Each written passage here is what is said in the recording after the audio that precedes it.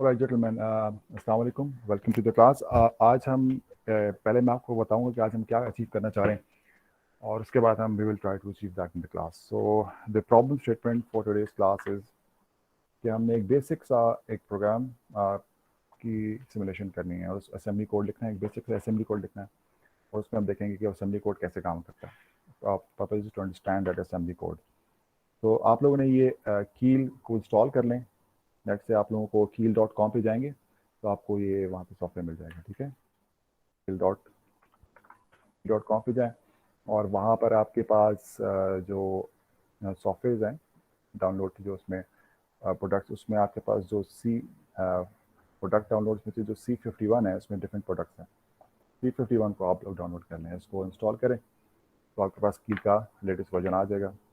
इसको स्टार्ट करें। So let's try to make a program. हमारे पास जो uh, दो रिसोर्सेज आपसे शेयर की हुई, एक स्लाइड्स है और एक किताब है। ठीक है, तो ये स्लाइड्स वाली फाइल है और ये बुक है हमारी। तो बुक में आपके पास जो चैप्टर है, लेट मी जस्ट सी कौन सा चैप्टर है, ये असेंबली लैंग्वेज वाला, I think this is chapter 2।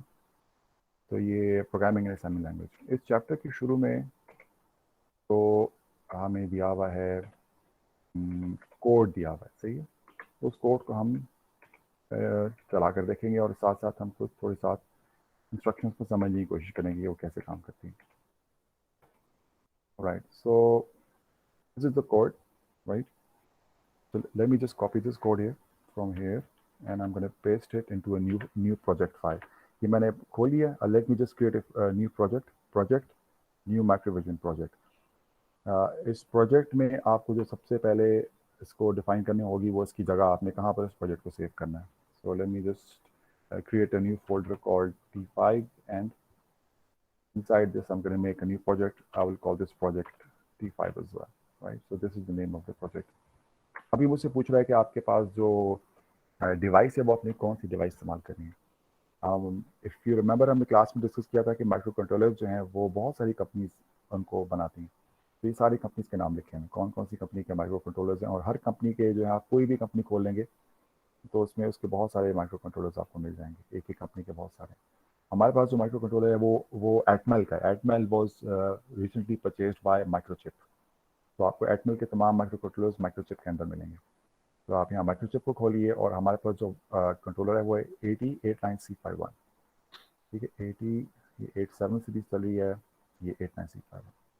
ठीक है, 89C51 में सेलेक्ट कर लिया और उसको ओके कर दिया। ये पूछा है कि जो स्टार्टअप फाइल है, जो स्टैंडअप, उसको इंक्लूड कर लें, उसको यस कर दें। तो आपके पास ये इस तरह का एक फोल्डर स्ट्रक्चर यहाँ बन जाएगा। आपके टारगेट के अंदर एक सोर्स ग्रुप होगा, उसके अंदर ये जो डिफॉल्ट फाइल ये रखी हुई होगी। आपने इसमें अपनी मेन फाइल को ऐड करना होगा। अभी जो डिफ़ॉल्ट में क्रिएट हो गया उसको आपको फिलहाल छेड़ने की कोई ज़रूरत नहीं है। आपने जब इसमें नई फाइल क्रिएट करनी है तो इसमें राइट क्लिक करेंगे और ऐड न्यू आइटम पे क्लिक करेंगे। यहाँ पर आपने प्रोग्रामिंग किस, डिपेंडिंग ऑन कि आपने सी में प्रोग्रामिंग करनी है या आपने हेडर फाइल ऐड करनी है, यहाँ पर आप you can add the kind of file that you want to add. हम ASM फाइल ऐड करेंगे, यानी असेंबली लैंग्वेज। तो ये जो C51 है, सॉरी, असेंबली लैंग्वेज प्रोग्रामिंग में जो असेंबलर है, ये जो हमने खोला है कील, ये this act as an assembler and also as a compiler. अगर हम सी लैंग्वेज इस्तेमाल करेंगे तो वो कंपाइलर चलेगा, अगर असेंबली लैंग्वेज तो वो असेंबलर चलेगा।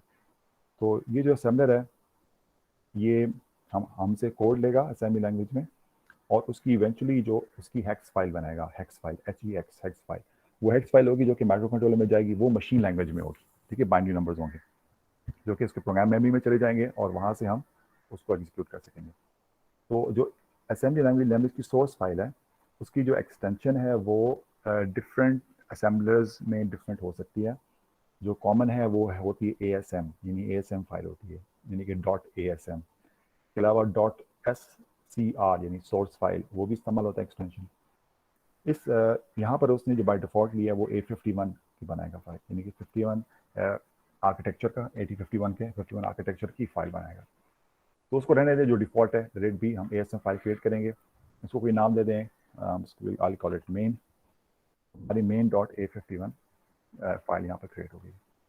ठीक है, अब ये जो कोड मैंने आपको दिखाया था, जो आपकी किताब में मौजूद है डिफ़ॉल्ट कोड, इसको हमने कॉपी करके यहाँ पर हमने पेस्ट कर दिया। Late me just zoom in a bit.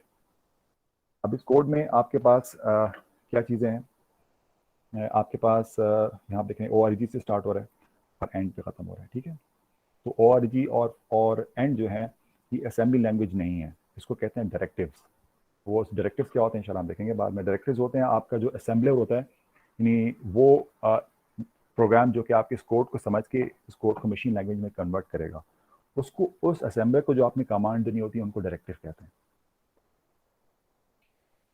मतलब है कि इसकी ये ORG और एंड का जो कोई ऑप कोड नहीं है, ये मशीन लैंग्वेज में कन्वर्ट नहीं होगा। आपको जो कोड है वो मेन कोड सिर्फ यहाँ से यहाँ तक है।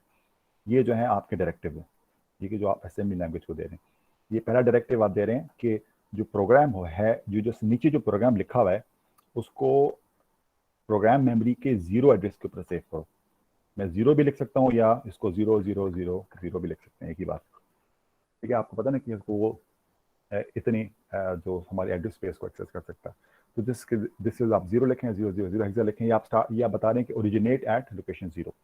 ये जो सेमी कॉलन है ये कमेंटिंग के लिए इस्तेमाल होता है। जिस तरह आप सी लैंग्वेज में डबल हैश इस्तेमाल करते हैं, असेंबली लैंग्वेज में जो सेमी कॉलन है वो कमेंट करने के लिए इस्तेमाल होता है, यानी इसके आगे जो भी आप टेक्स्ट लिखेंगे वो कमेंट होगा, ठीक। मूव और ऐड की स्टेटमेंट हम अपनी क्लास में एक और कॉन्टेक्स्ट में देख चुके हैं जब हमने बेसिक आर्किटेक्चर समझने की कोशिश की थी। तो ये आपकी जो कमांड है मूव कमांड क्या करेगी कि आपके रजिस्टर 5 में 25 हेक्सा की एक्चुअल वैल्यू, ये जो पाउंड साइन लगा हुआ है, पाउंड साइन का मतलब है कि 25 हेक्सा को उठाओ और R5 में डाल दो। अगर मैं यहाँ से पाउंड साइन हटा लूंगा यहाँ से, तो इसका मतलब होगा कि 25 हेक्सा जो लोकेशन है, जो मेमोरी एड्रेस है 25 हेक्सा, वहां जो डाटा पड़ा हुआ है उसको उठा के R5 में डालो। So this pound sign makes a lot of difference के regarding what you need to do, right. तो rather than me explaining this code, तो हम इसको हम ऐसा करते हैं कि मैं इसको चलाता हूँ अभी, और इसकी फिर हम डिटेल्स जो है मैं आपको इसको मैंने sorry late me just show you first. मैंने आपसे स्टार्ट कर दिया बिफोर शोइंग यू हाउ। इसको मैं स्टॉप करता हूँ। तो आप यहाँ से हम इसको डीबग कर सकते हैं डायरेक्ट, लेकिन नॉर्मली आप इसको यहाँ से मैं इसको सोर्स कोड कर रहा हूँ, यहाँ से मैंने राइट क्लिक किया और रीबिल्ड ऑल टारगेट फाइल्स, मैंने इसको बिल्ड कर लिया। तो ये बिल्ड हो गया। यहाँ पर मेरे पास एरर्स कोई नहीं है, वार्निंग्स हैं, उसको फिलहाल मैं इग्नोर कर रहा हूँ। और मैंने उसको फिर डीबग करने के लिए यहाँ से ये डीबगिंग का ऑप्शन है, स्टार्ट डीबगिंग, इसको मैं डीबग करूँगा तो ये डीबगिंग स्टार्ट हो जाएगी। तो अब डीबगिंग में आपके पास जैसे आप बाकी लैंग्वेजेस में करते हैं, आपके पास ये जो करंट इंस्ट्रक्शन जो एग्जीक्यूट होने वाली है वो यहाँ पर लिखी हुई है, और हम एक दो इंस्ट्रक्शन एग्जीक्यूट करेंगे, फिर हम थोड़ा टेक्स्ट की तरफ जाएंगे, trying to understand what we trying to do, और फिर दोबारा will come back to this example, right. So ये हमारी इंस्ट्रक्शन है। मैं इसको एक स्टेप चलेगा। अभी देखिए फर्स्ट इंस्ट्रक्शन है कि R5 में 25 को मूव करो। देखिए यहाँ पर वो आपके सारे जो इंटरनल रजिस्टर्स जो जनरल इस्तेमाल होते हैं वो सारे यहाँ दिए हुए R0 से R7 तक, और ये एक्यूमुलेटर, ये B और ये बाकी भी कुछ रजिस्टर दिए हुए हैं। तो जब मैं ये इंस्ट्रक्शन को एग्जीक्यूट करूंगा तो R5 की भी करंट वैल्यू आप देख रहे हैं 0 है। जब मैं एग्जीक्यूट करूंगा तो इसकी वैल्यू 25 हो जानी चाहिए, क्योंकि ये इसकी वैल्यू 25 होगी। अब ये नेक्स्ट इंस्ट्रक्शन के ऊपर आ गए, R7 पे 34 मूव करना है। R7 अभी 0 है। ये इंस्ट्रक्शन एक और चलाऊंगा तो ये इसकी वैल्यू 34 हो जाएगी। तो बहरहाल अभी हम इसको फिलहाल यहाँ पर रोकते हैं। Late me just stop this debugging over here. इसको हम समझना चाह रहे हैं सही कि ये कोड कैसे चल रहा है। We want to understand the details of this code. So let me just, before we do that, let me just give you a brief intro of the 8051 की जो प्रोग्रामिंग हम कैसे करेंगे। तो 8051 में आपके पास जो रजिस्टर्स हैं वो सारे के सारे 8 बिट के विद एक्सेप्शन। जो एक्सेप्शन क्या है वो हम बात करेंगे। ओके, रजिस्टर इस्तेमाल होते हैं किसी इंफॉर्मेशन को टेप स्टोर करने के लिए बिफोर वी एग्जीक्यूट देम। सो इसको आप पढ़ लीजिएगा, दिस इज बेसिक इन्फॉर्मेशन जो हम पहले भी डिस्कस कर चुके हैं।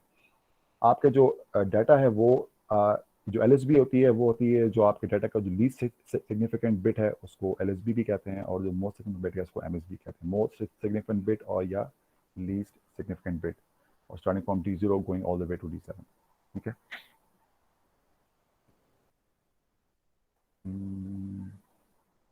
मेरा स्क्रीन आ रहा है जैसे सबको अभी तक? Yes, sir. All right. So most widely use registers आपके पास एक्यूमुलेटर, यानी कि इसको A भी कहते हैं और एक्यूमुलेटर भी कहते हैं। तमाम अरिथमेटिक और लॉजिक ऑपरेशंस जो हैं वो एक्यूमुलेटर को इन्वॉल्व करते हैं। तो this is the most use register in your microcontroller. इसके अलावा एक बी रजिस्टर भी होता है और R0 से लेकर R7 तक जनरल पर्पस रजिस्टर्स हैं। उसको आप अपने लिए वेरिएबल्स के तौर पर हम इसको इस्तेमाल करेंगे। कोई डाटा हमें टेम्परेरी स्टोर करना है तो उसके लिए हम ये जनरल पर्पस रजिस्टर इस्तेमाल करेंगे। डाटा पॉइंटर और प्रोग्राम काउंटर ये जो है ये 16 बिट के हैं, एक्सेप्ट फॉर ये बाकी सारे रजिस्टर हैं ए से लेकर R7 तक। ये A, B, R0, R7 ये तमाम 8 बिट के रजिस्टर हैं, यानी 0 से लेकर 7 तक। और डाटा पॉइंटर और प्रोग्राम काउंटर जो हैं ये 16 बिट के हैं। डाटा पॉइंटर क्या है वो हम इंशाल्लाह बाद में देखेंगे। फिलहाल प्रोग्राम काउंटर को हम पहले भी देख चुके हैं। प्रोग्राम काउंटर हमने क्लास में डिस्कस किया था कि प्रोग्राम काउंटर वो एक ऐसा काउंटर है जो कि 16 बिट का है और ये जो नेक्स्ट इंस्ट्रक्शन आपने एग्जीक्यूट करनी होती है उसकी तरफ इशारा कर रहा होता है। यानी इसके अंदर प्रोग्राम मेमोरी का वो एड्रेस पड़ा हुआ होता है जहाँ पर आपने नेक्स्ट इंस्ट्रक्शन जो एग्जीक्यूट करनी है वो वहाँ पर रखी हुई होती है। ठीक है, तो this is the purpose of program counter. अच्छा, अब इसमें कुछ चीज़ें about regarding language. Pound sign signifies that it is a value, यानी कि जो भी आगे नंबर आ रहा है ये वैल्यू है, ये एड्रेस नहीं है। अगर मैं इसको हटा दूंगा तो जो भी यहाँ लिखा हुआ होगा वो एड्रेस के तौर पर एक्सेस होगा और वहाँ से डाटा उठा के ए में डाल दिया जाएगा। ठीक है, ये डेस्टिनेशन को शो करता है, ये सोर्स को, यानी ये 55 को ए में डाल दो। अगर मैं यहाँ पर R0 लिख दूंगा तो अब ये डेस्टिनेशन बन गई है। R0 is the destination now. जो भी ए में पड़ा होगा वो R0 में आ जाएगा। ठीक है, तो सिमिलरली ये this is all the same. इसको आप देख लीजिएगा, वही उन्हीं एग्जाम्पल्स को रिपीट किया। इसी तरह आप डायरेक्ट रजिस्टर से जो है वो आप मुख्तलिफ आपस में रजिस्टर्स में भी आपस में डाटा कॉपी कर सकते हैं। अगर आपने कोई ऐसा डाटा मूव करना है जिसके शुरू में कोई लेटर है तो उसके पहले आप 0 लगा देंगे ताकि उसको पता चल जाए कि ये कोई अल्फ़ाबेट नहीं है बल्कि एक्चुअली नंबर है, एक हेक्स का नंबर है। ठीक, तो जस्ट टू इंडिकेट, अगर आपका डिजिट देखें यहाँ पर 23 है तो यहाँ पर 0 नहीं लगाया, लेकिन यहाँ F था शुरू में तो इसलिए यहाँ पर 0 लगा दिया। तो जस्ट रिमेंबर दिस, राइट। अगर आप सिर्फ निबल घूमने के आप 5 को ए में मूव करना चाह रहे हैं तो जो बाकी बिट्स हैं ना वो उसको एज्यूम करेगा कि वो 0 है, तो 5 डाल देगा इसकी LSB में, और जो बाकी बिट्स हैं जो बच जाएंगी उसकी 8 बिट में से वो उनको वो 0 एज्यूम कर लेगा। और अगर आप कोई ऐसा डाटा मूव करने की कोशिश करेंगे जो कि इसकी कैपेसिटी से बड़ा है, ए जो रजिस्टर है वो कितने बिट का है और उसमें सबसे बड़ा डाटा कौन सा आ सकता है, कितने साइज का डाटा आ सकता है? Who will tell me? A register कितने बिट का है? सर 8 बिट का। उसमें सबसे लार्जेस्ट वैल्यू क्या आ सकती है? Sir 8 8 sir 1 sir 256। 255, यस। तो 255 से बड़ा, अगर आप उससे कोई बड़ा नंबर इसमें सेव करने की कोशिश करेंगे तो आपको ये एरर दे देगा, बिकॉज दिस इज इलीगल, क्योंकि उसमें इतना बड़ा डाटा सेव हो ही नहीं सकता। ठीक है, ऑलराइट। ऐड की जो कमांड हमने देखी अभी कोड में, सर 7F2H जो है ये एरर है। जी हाँ, ये एरर है क्योंकि ये 7F2F जो है ये 8 बिट से बड़ा है। देखें ये तो चार, ये एक नेबल ये हो गया, एक नेबल ये हो गया, this is bigger than 8 bits, right. तो ये 8 बिट्स में नहीं आ सकता, इसके लिए आपको 12 बिट चाहिए होंगे, 11-12 बिट चाहिए होंगे इसके लिए। ठीक है, तो ये आप ए में मूव करेंगे तो ये आपको एरर देगा क्योंकि ए के अंदर इतना बड़ा नंबर आ नहीं सकता, मैक्सिमम नंबर 255 आ सकता है। ठीक है, 255 क्या होता है हेक्सा में? हेक्सा में 255 क्या होता है, पता है किसी को? हेक्सा में 255 होता है FF। ठीक है, अगर सारी बिट्स 1 हो जाएंगी तो क्या नंबर हो जाएगा? 8 बिट है, सारी की सारी 1 है। अगर यहाँ पर ये ना 8 बिट सारी की सारी अगर 1 हो जाएंगी तो क्या नंबर बन जाएगा? FF। ठीक है, समझ में आ रहा है? ऑलराइट।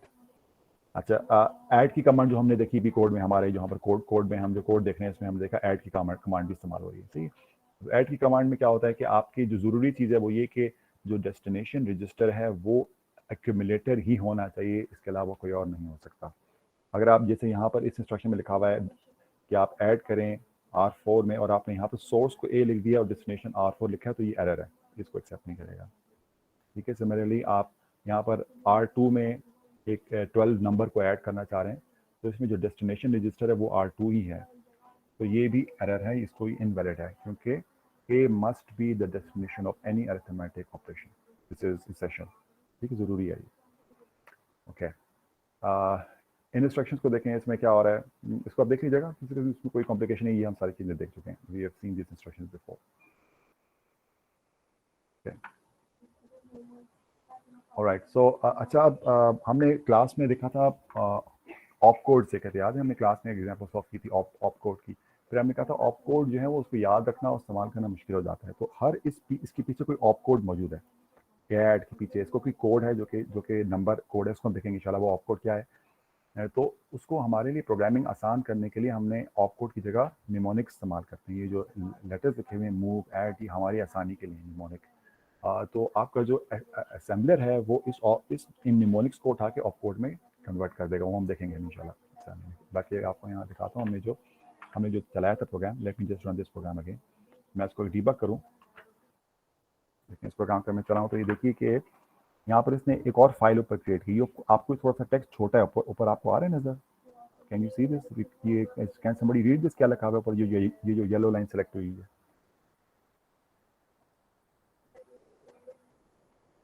C0x007025 move R5 बिल्कुल dash सही। 0x25। Right, very nice. अगर आपको नजर आ रहा है तो बहुत अच्छी बात है।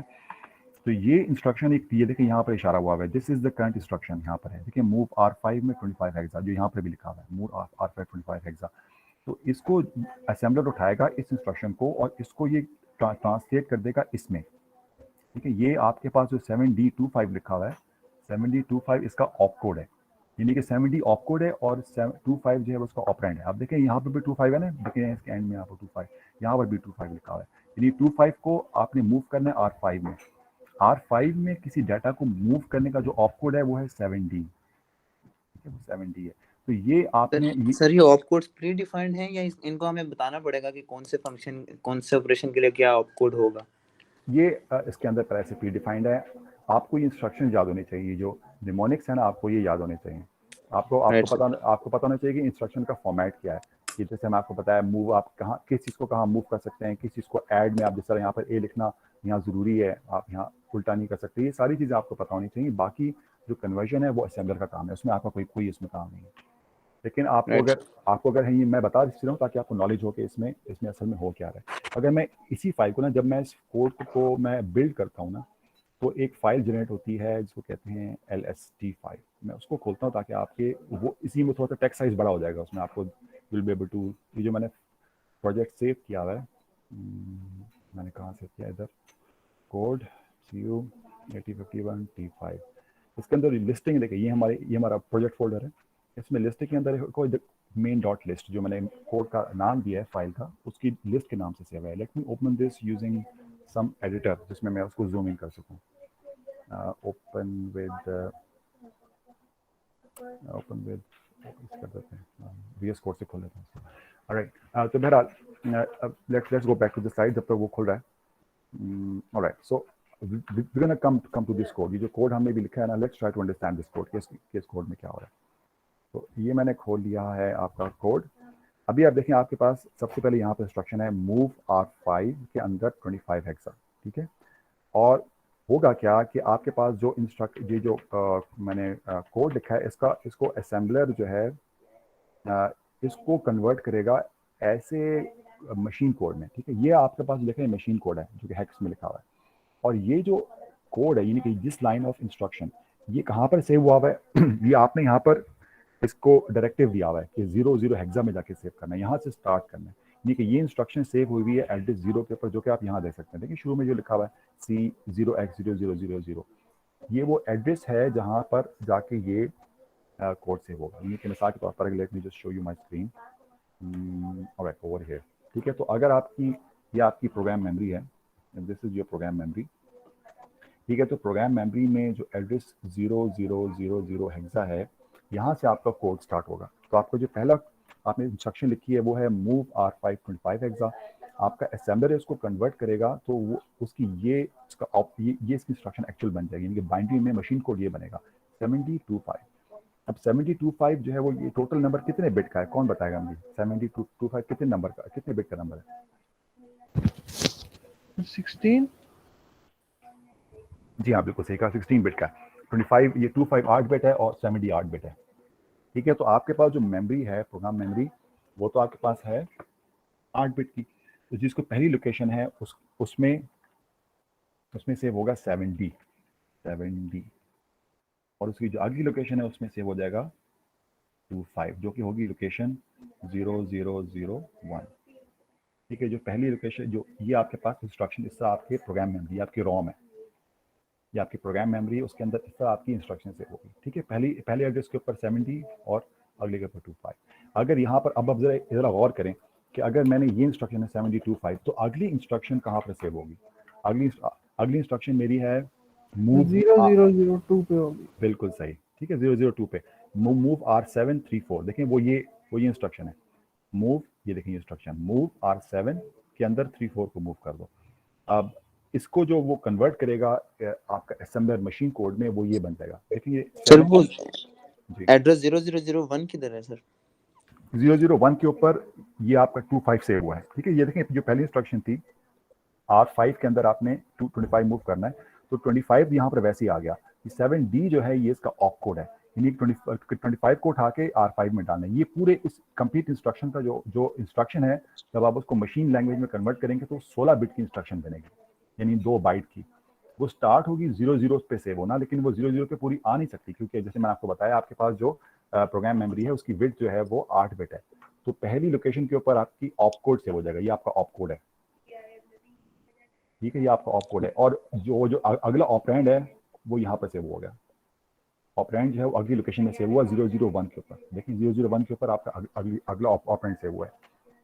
समझ में आई बात? आपका सवाल का जवाब मिल गया आपको? यस सर अगर मैं 001 से स्टार्ट करता हूँ और उस वहाँ पे पहली इंस्ट्रक्शन सेव करता हूँ, तो जो नेक्स्ट इंस्ट्रक्शन है वो 003 पे होगी। जी हाँ, बिल्कुल ऐसा ही है, लेकिन वो करना थोड़ा सा ट्रिकी काम है, उसकी जरूरत नहीं है, मैं आपको वो बाद में डिस्कस करेंगे। आप बिल्कुल ठीक है, आपका जो सवाल है बिल्कुल ऐसा ही है, ऐसे ही। जहाँ से भी आप स्टार्ट करेंगे इंस्ट्रक्शन सेव करना, आपकी इंस्ट्रक्शन 16 बिट ले रही है तो उसके आगे 2 बाइट आगे कर लेंगे। ठीक है, एज सिंपल एज दैट। अब आप देखिए यहाँ पर जो अगली इंस्ट्रक्शन है, ये R7 के अंदर 34 को मूव करना है। देखिए यहाँ पर 34 आ गया, और ये जो R7 के अंदर मूव करने का जो इंस्ट्रक्शन है इसका ऑप कोड 7F है, 7F है। ये देखिए ये कहाँ से हुआ है, यहाँ देखिए नजर आ रहा है कहाँ से हुआ है? ये हुआ है सेव एड्रेस 0002 002 पे सेव हुआ है, तो 7F34, यानी कि यहाँ पर ये जो 7F है, ये जो ऑप कोड है, नेक्स्ट ऑप कोड, ये सेव होगा 0002 के ऊपर, और जो उसका ऑपरेंड है 34 34 वो ये तो 0003। बिल्कुल सही, वो 003 पर सेव होगा। ठीक है, तो ये राइट आपके पास इंस्ट्रक्शंस आ रही हैं, ये आपका ऑप कोड है और इसका ऑपरेंड है, ये ऑप कोड है, ये ऑपरेंड है। तो आप देख रहे हैं कि जो हर इंस्ट्रक्शन है वो 2 छोड़ के, यानी कि आपके पास जब आप जो चीज़ अब आप जरा गौर करें, जब याद करें जो हमने प्रोग्राम काउंटर पढ़ा था, जब आप सिस्टम स्टार्ट करेंगे तो आपका प्रोग्राम काउंटर जो एक आपके पास रजिस्टर होता है, सॉरी PR प्रोग्राम काउंटर, वो एक 16 बिट का रजिस्टर होता है जिसमें इंस्ट्रक्शन का एड्रेस होता है। तो सबसे पहले जब आपका सिस्टम स्टार्ट होगा तो उसके अंदर एड्रेस पड़ा होगा 0000। ठीक है, उसके बाद जब उसने ये इंस्ट्रक्शन जब एग्जीक्यूट हो जाएगी तो प्रोग्राम काउंटर की वैल्यू इंक्रीमेंट होगी, यानी कि इसमें +2 ऐड हो जाएगा, क्योंकि अगली इंस्ट्रक्शन जो है वो 2 पे रखी हुई है। तो जो अगला प्रोग्राम काउंटर की वैल्यू हो जाएगी वो हो जाएगी 0002। इसी तरह वो डिफरेंट इंस्ट्रक्शंस के ऊपर इस तरह जंप करेगा। ये बात समझ में आ रही है?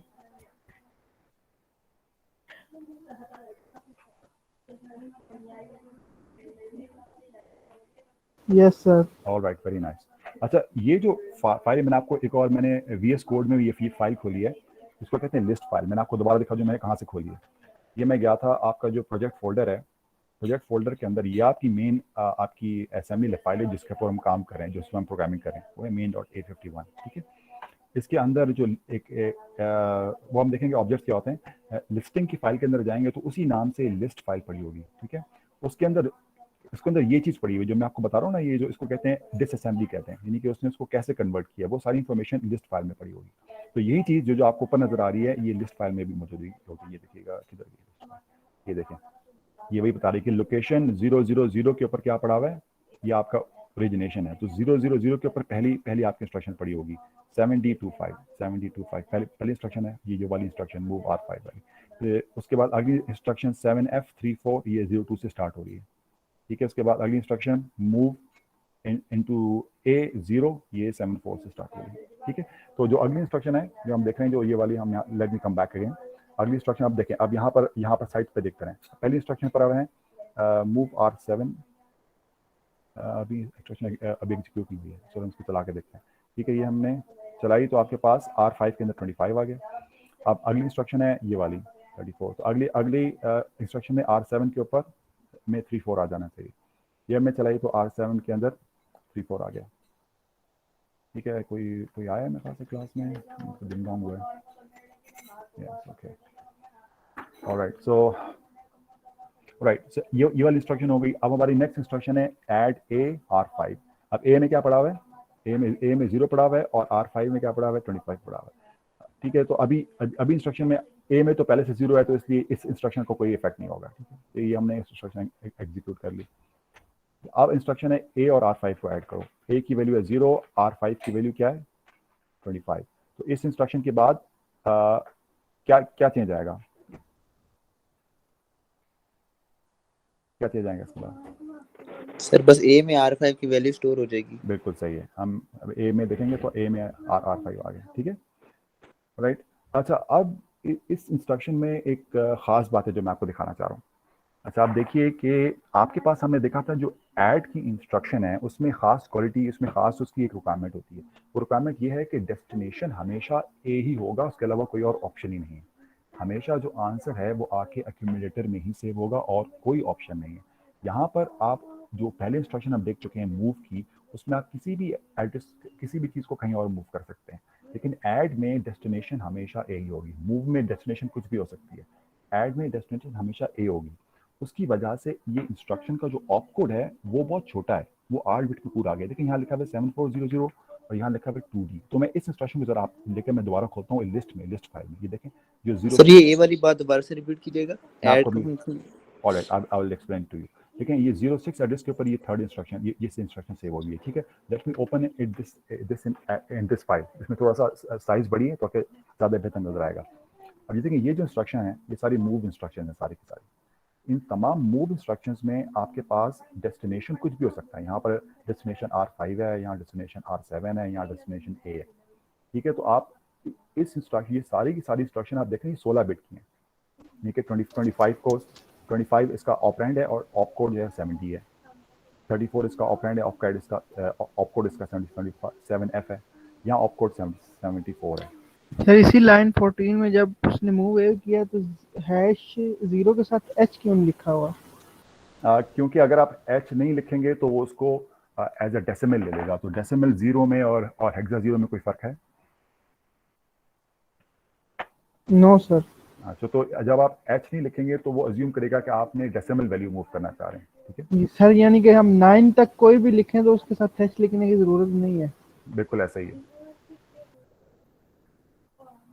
ऑलराइट, सो अब आप जो चीज़ मैं जिस चीज़ की तरफ इशारा करना चाह रहा हूँ वो ये कि ये वाली जो इंस्ट्रक्शन है ऐड ए R5, यानी R5 को उठाओ और जो भी ए में पड़ा हुआ है उसमें ऐड करो और वापस ए में डाल दो। इस इंस्ट्रक्शन का जो ऑप कोड है वो सिर्फ ये है, उसके आगे कोई ऑपरेंड नहीं लिखा हुआ, कोई ऑपरेंड नहीं इसके आगे। तो ये इंस्ट्रक्शन टोटल 1 बाइट की है, 2 बाइट की नहीं इंस्ट्रक्शन। ये इंस्ट्रक्शन 1 बाइट, ये बाकी इंस्ट्रक्शन देखें ये 2 बाइट की थी, ये भी 2 बाइट की इंस्ट्रक्शन है, ये भी 2 बाइट की इंस्ट्रक्शन है, लेकिन ये 1 बाइट की क्योंकि इसमें डेस्टिनेशन पहले से डिसाइडेड है। आपको यहाँ पर ए लिखने की जरूरत नहीं है, ए को आइडेंटिफाई करने की जरूरत नहीं है। तो 2D ये बता रहे हैं कि R5 में जो भी पड़ा हुआ है उसको ऐड करके ए में ऐड करके दोबारा ए में डाल दो। तो ये instruction is only occupying 1 byte of memory. ये बात समझ में आ रही है मेरी कि ये इंस्ट्रक्शन 1 बाइट ले रही है, 2 बाइट नहीं ले रही। Yes sir. ऑलराइट, अब क्या होगा, अब क्योंकि ये 1 बाइट ले रही है सर इसका ऑपरेंड R5 नहीं लिखना चाहिए हमें? वो इसी में शामिल है। 2D के अंदर, 2D जो ऑप कोड है उसके अंदर ये इंफॉर्मेशन शामिल है कि R5 में जो कुछ पड़ा हुआ है उसको ऐड करना है। अब किससे ऐड करना है और कहाँ सेव करना है ये पहले से इम्प्लिसिटली एक्सेप्टेड है। किससे ऐड करना है? ए से ऐड करना है। सेव कहाँ करना है? ए में सेव करना है। ऐसा सर सही है, ठीक है। R5 जो है सर वो रजिस्टर का नाम है और ऊपर जो ऑपरेंड्स हैं वो बेसिकली सर बाइट्स हैं। R5 एक byte is not a byte, ऐसे कह सकते हैं सर। R5 मेरे पास एक रजिस्टर लोकेशन है, आपको हमने बात की थी यस सर, आपके, एक लोकेशन है पर लोकेशन है, सही है। ये नंबर नहीं है सर। नंबर नहीं से क्या, हाँ ये कोई फिजिकल, ये एक्चुअल नंबर नहीं है। नंबर के लिए आपको जैसे सर हैश ऊपर 7434 में जो है 34H जो है वो हेक्साडेसिमल नंबर है। जी जी जी R5 हेक्सा नंबर नहीं है, ये एक नहीं है, लोकेशन है। ये लोकेशन है। और हेक्सा नंबर अगर होगा ना तो उसके लिए यहाँ पर हैश डला होगा हमेशा। ठीक है, हैश डला होगा। और आपके पास जो जो मेमोरी लोकेशंस हैं उनमें से कुछ मेमोरी लोकेशन जो कि बहुत ज़्यादा इस्तेमाल होती हैं उनको नाम दिए हुए हैं, जिस तरह ए है, बी है और R0 से R7 तक। ठीक है, हमने देखा था स्लाइड्स में कि आपके पास कुछ ऐसी मेमोरी लोकेशन है रैम के। अब हम रैम की आर जो है वो रैम में है, ये सारे के सारे, ये देखिए सारे के सारे रैम लोकेशन है। रैम के अंदर कुछ ऐसी लोकेशन है, इनका अपना एड्रेस भी है। हम इनको ऑलराइट हम we will try to wrap up, लेकिन मैं चाह रहा हूँ ये कोड हम इसको मुकम्मल कर लें, नहीं तो हमारे बात बीच में रह जाएगी। तो आपके पास ये जो रैम रैम है ना, रैम के कुछ ऐसे रजिस्टर्स हैं, ऐसी लोकेशन है जो कि बहुत ज़्यादा इस्तेमाल होती हैं, जिसमें ए, बी और ये R0 से R7। तो इनका एक्चुअल एड्रेस भी मौजूद है। आप चाहें तो इन लोकेशंस को इनके एड्रेस से भी रेफर कर सकते हैं, वो हम बाद में करेंगे भी इंशाल्लाह, लेकिन हम उनको नाम से भी बुला सकते हैं जो कि हमारे लिए इस्तेमाल करना आसान हो जाएगा। तो ये सारे आर जो हैं ये सारे के सारे लोकेशंस हैं। तो अब हम ये कह रहे हैं कि जैसे यहाँ पर भी R5 लिखा हुआ है, R5 जो है एक रजिस्टर है, R7 भी एक रजिस्टर है। तो R5 में जो भी पड़ा हुआ है उसको ए में ऐड करो और दोबारा रिजल्ट ए में डाल दो। तो ये जो इंस्ट्रक्शन है इसमें ये जो ऑपकोड है 2D, इसके अंदर R5 की इंफॉर्मेशन कैसे शामिल है वो फिलहाल हमारा टॉपिक नहीं है। ठीक है, अब देखें यहाँ पर ऐड R5 कर रहा है तो इसका ऑपकोड 2D है, और अगर ऐड R7 में करे तो उसका ऑपकोड 2F है। इसका मतलब है कि ऑपकोड चेंज हो रहा है, ये नहीं कि हर जगह ऐड का एक ही ऑपकोड है। ऐड का ऑपकोड यहाँ 2D है, यहाँ पर ऐड का ऑपकोड 2F है। ये डिपेंड करता है कि आप किस रजिस्टर में से चीज़ को ऐड कर रहे हैं, तो उसके हिसाब से इन्फॉर्मेशन यहाँ फर्क आ गई। वो कैसे है फिलहाल हम उसको डिस्कस नहीं करें। जो चीज़ इंपॉर्टेंट है, जिस चीज़ की तरफ मैं इशारा कर रहा हूँ, जो अभी समझना ज़रूरी है, वो ये कि ये तमाम इंस्ट्रक्शन 2 बाइट की हैं। ये 2 बाइट की इंस्ट्रक्शन है सारी की, ये वाली इंस्ट्रक्शन 1 बाइट की है। तो ये मेमोरी में सिर्फ एक जगह लेगी। ठीक है, 06 पर आएगी। तो आपकी जो अगली इंस्ट्रक्शन है वो 08 पर नहीं होगी पड़ी होगी, उसको आप 07 में डाल सकते हैं। ठीक है, जो अगली इंस्ट्रक्शन है वो 07 में पड़ी होगी। ठीक है, तो हम यहाँ पर अगर मैं जो देख रहा था, हम यहाँ पर देखे थे, तो आपके पास ये इंस्ट्रक्शन अगर अगली इंस्ट्रक्शन ऐड की है तो लेट्स से 04 में पड़ी थी, कहाँ पड़ी है वो 04 में, तो कुछ और पड़ा हुआ है, 7 4 और 0 पड़ा हुआ है। लेकिन उसके बाद की जो इंस्ट्रक्शन है यानी कि 04 05 जो 06 है इसकी बात करें, जो लोकेशन 06, तो लोकेशन 06 में जो आपके पास ऑपकोड पड़ा हुआ है, देखें 06 में वो आपके पास पड़ा हुआ है 2D पड़ा हुआ है। तो अगली जो इंस्ट्रक्शन है वो भी ऐड की इंस्ट्रक्शन है। ठीक है, वो है 2F। देखें यहाँ पर अगली इंस्ट्रक्शन है 2F। उसको रखने के लिए आपको 08 में रखने की जरूरत नहीं है, जैसे हम पहले दो जंप कर रहे थे ना।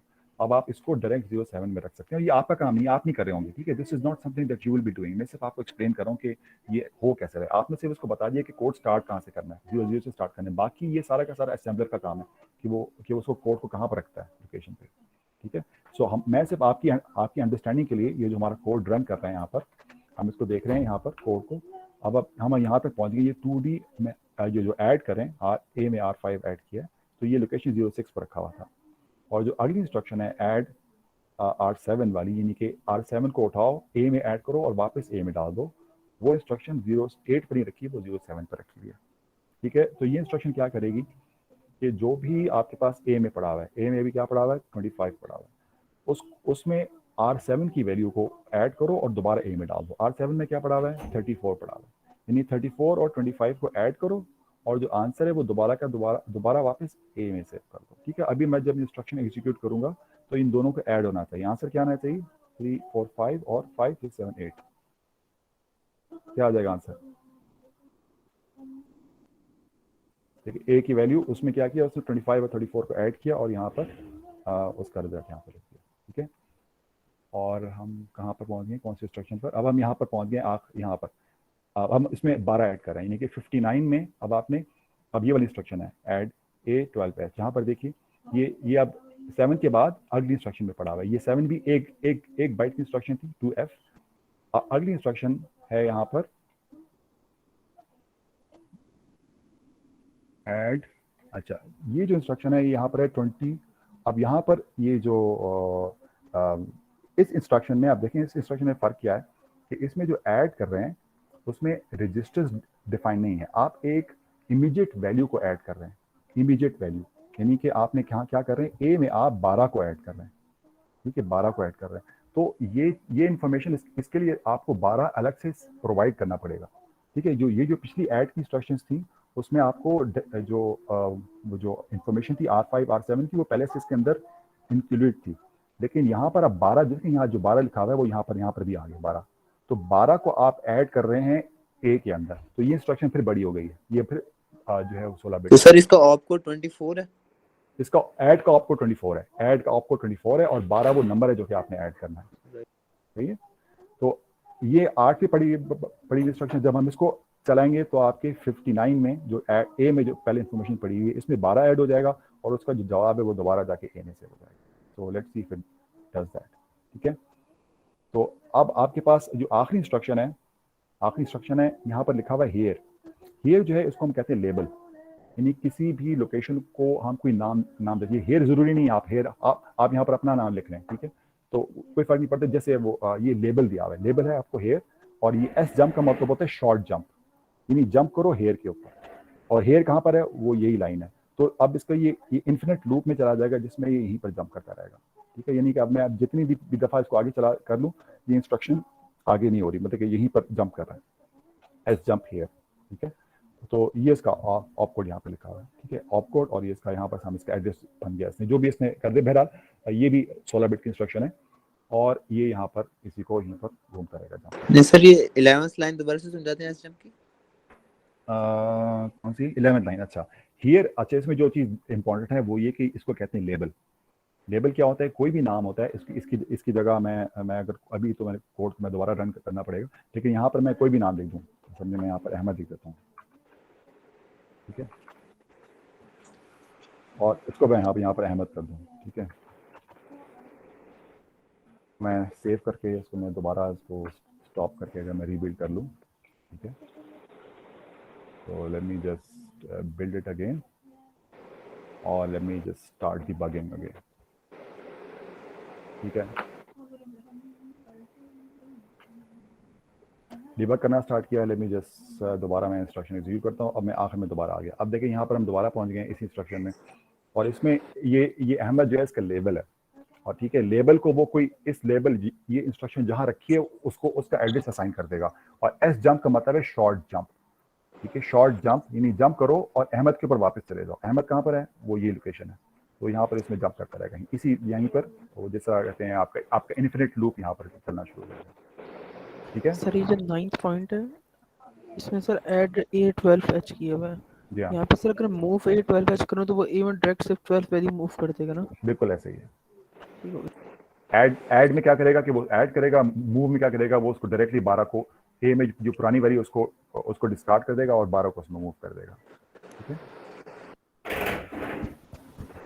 लाइन 5 में जब इसने ऐड किया था तो वो 59 आया था, वो 59 किस तरह आया था?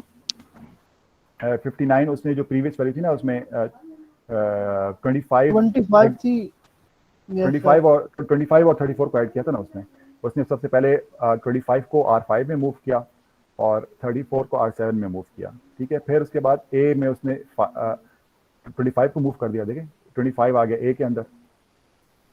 सर ए के अंदर 25 आया, ए के अंदर पहले कोई वैल्यू नहीं है ना, क्योंकि ए में तो हमने 0 मूव करवाया था। ए के अंदर पहले 0 था ना, तो आपने 0 में 25 को ऐड कर दिया, 0 में 25 को ऐड करेंगे तो क्या आएगा जवाब? 25 ही आएगा, 25 आएगा। और फिर 25 हेक्सा में अब 25 आ गए यहाँ पर। अब आप अगली लाइन में क्या करें कि 34 हेक्सा में 25 हेक्सा ऐड कर रहे हैं। सही है सर, 7th लाइन का आंसर था 50। ठीक है, 7th लाइन, ठीक है, हो गया, सही है। ओके सर ये हम 8 बिट प्रोसेसर पढ़ रहे हैं ना? जी हाँ, आपका जो माइक्रो सर अगर सपोज करेंगे सर अगर हम 16 बिट प्रोसेसर पढ़ें तो फिर तो सर हर इंस्ट्रक्शन एक लोकेशन बाद आ जाया करेगी। जी हाँ, वो डिपेंड करता है कि उसके इंस्ट्रक्शन कितनी बड़ी है। अगर 16 बिट की इंस्ट्रक्शन है तो ऐसे ही होगा बिल्कुल। तो हर इंस्ट्रक्शन जो है वो हर एड्रेस के पहली इंस्ट्रक्शन 0 पे होगी, अगली 1 पे होगी, अगली 2 पे होगी। Right sir.